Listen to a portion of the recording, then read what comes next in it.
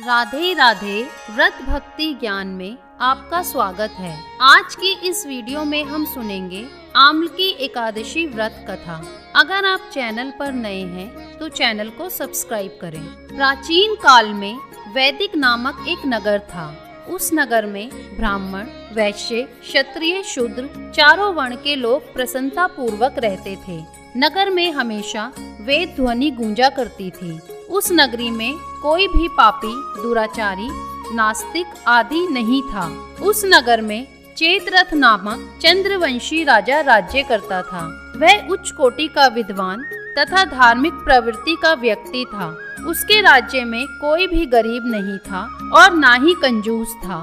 उस राज्य के सभी लोग विष्णु जी के भक्त थे। वहाँ के छोटे बड़े सभी निवासी प्रत्येक एकादशी का उपवास करते थे। एक बार फागुन माह के शुक्ल पक्ष की आम्लकी नामक एकादशी आई।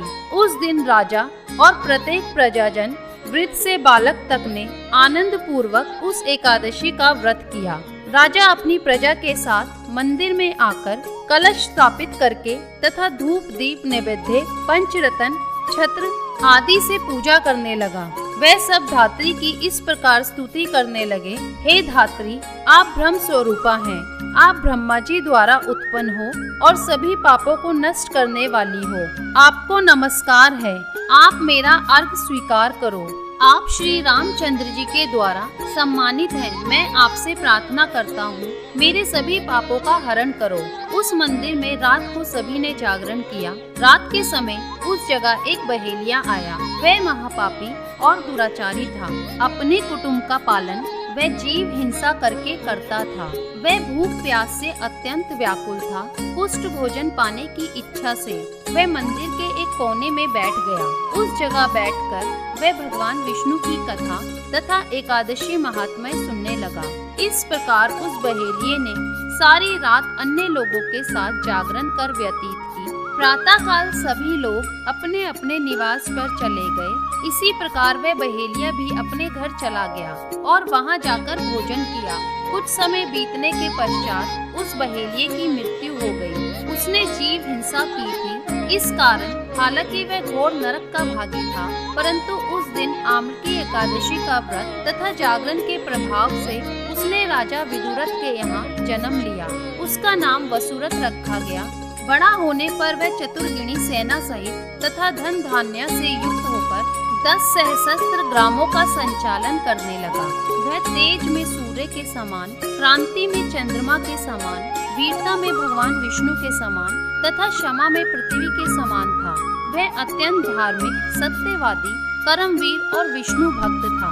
वह प्रजा का सम्मान भाव से पालन करता था। दान देना उसका नृत्य का कर्म था। एक दिन राजा वसुरथ शिकार खेलने के लिए गए।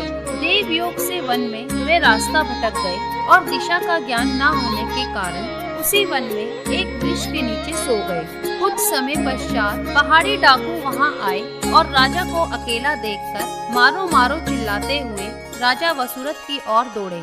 वे डाकू कहने लगे कि इस दुष्ट राजा ने हमारे माता पिता, पुत्र पौत्र आदि समस्त संबंधियों को मारा है और हमें देश से भी निकाल दिया। अब हमें इसे मारकर अपने अपमान का बदला लेना चाहिए। इतना कहकर वे डाकू राजा को मारने लगे और उस पर अस्त्र शस्त्र का प्रहार करने लगे। उन डाकुओं के अस्त्र शस्त्र राजा के शरीर पर लगते ही नष्ट हो जाते और राजा को पुष्पों के समान प्रतीत होते। कुछ देर बाद प्रभु इच्छा से उन डाकुओं के सारे अस्त्र शस्त्र उन्हीं पर प्रहार करने लगे, जिससे वे सभी मूर्छित हो गए।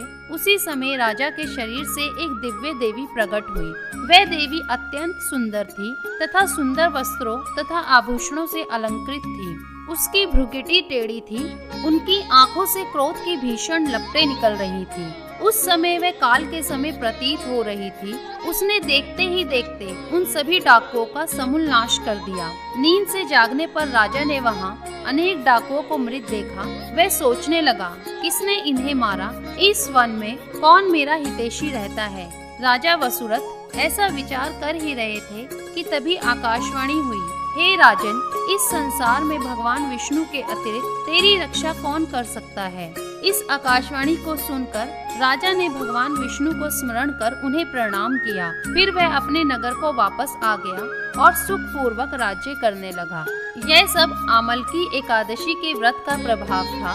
जो मनुष्य एक बार भी आमलकी एकादशी का व्रत करता है वह प्रत्येक कार्य में सफल होता है और अंत में वैकुंठ धाम को पाता है। जय श्री हरि। अगर आपको वीडियो अच्छी लगी हो तो चैनल को लाइक, शेयर और सब्सक्राइब करना ना भूलें।